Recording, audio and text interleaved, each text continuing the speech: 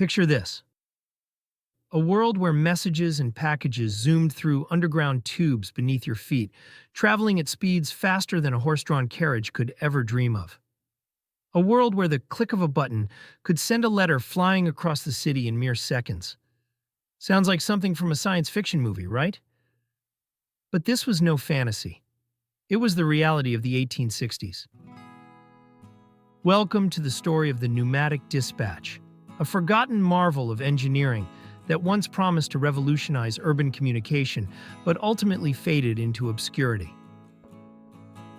The mid-19th century was a time of rapid industrialization and urban growth. Cities like London and Paris were booming, and with that growth came new challenges, especially when it came to communication. The streets were crowded, mail delivery was slow, and the telegraph, though innovative, was still in its infancy and could only transmit simple messages in Morse code. Enter the visionaries of the time, engineers who believed they could solve these problems with a new, groundbreaking technology, the Pneumatic Dispatch. The idea was simple, yet ingenious: a network of underground tubes, powered by air pressure, that could transport small parcels and messages across the city in a matter of minutes. The first real test of the Pneumatic Dispatch system took place in London in the 1860s. Engineers constructed a small network of tubes beneath the busy streets, connecting important locations like the stock exchange and the general post office. The system worked by using air pressure to push cylindrical containers, known as cartridges, through the tubes at astonishing speeds. When the first test run was conducted, the results were nothing short of spectacular. A message could travel from the stock exchange to the post office in just under a minute, an incredible feat at a time when horse-drawn carriages and foot messengers were the norm.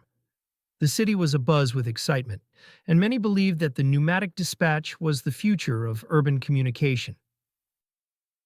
The success of the Pneumatic Dispatch in London quickly spread across the Channel to Paris, where the French were eager to adopt this futuristic technology. In Paris, the system expanded rapidly, with tubes crisscrossing the city, connecting post offices, government buildings, and even private businesses.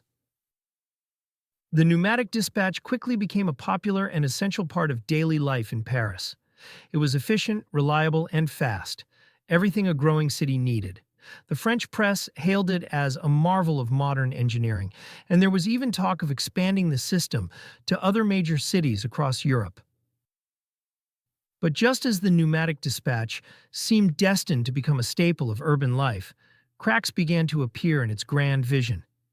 The system, while fast, was expensive to build and maintain. The tubes required constant upkeep, and any malfunction could disrupt the entire network. And then, just as the Pneumatic Dispatch was struggling to find its footing, a new challenger emerged, one that would change the course of history. The telephone, invented by Alexander Graham Bell in 1876, offered something the pneumatic system could not: the ability to speak directly with someone miles away, in real time. It was a technological leap that left the pneumatic tubes in the dust. With the telephone, communication became instant and personal. Businesses quickly adopted this new technology, and the public followed suit. The Pneumatic Dispatch, once the darling of the communication world, now seemed outdated, its promise of speed and efficiency eclipsed by the simplicity and immediacy of voice communication. By the early 20th century, the Pneumatic Dispatch systems in both London and Paris were being phased out. The tubes were sealed off, and the once revolutionary technology was left to gather dust. But here's the twist: while the citywide pneumatic networks failed, the core idea behind them never truly died. Today, the concept of using air pressure to move items quickly and efficiently is still very much alive. Hospitals use pneumatic tubes to transport blood samples and medications across sprawling campuses. Banks use them in drive-through services to securely send money and documents. Even NASA has experimented with pneumatic systems for transporting tools and supplies in complex environments. The Pneumatic Dispatch may have been a citywide failure, but its legacy lives on in ways its inventors could never have imagined. So why did the pneumatic dispatch go obscure? The answer lies in a combination of technical challenges, rising competition, and the simple march of progress. The system was brilliant but flawed, too complex to maintain on a large scale, and too costly to compete with the rising star of the telephone. Yet while it failed to reshape urban communication, the principles behind it continue to influence modern technology.